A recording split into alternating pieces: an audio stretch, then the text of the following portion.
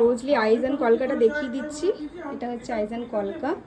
তো মন্দিরা, তোর মানে যেগুলো মানে রিকোয়ারমেন্ট ছিল তোর ড্রিম ডের জন্য ফুলফিল করতে পেরেছি?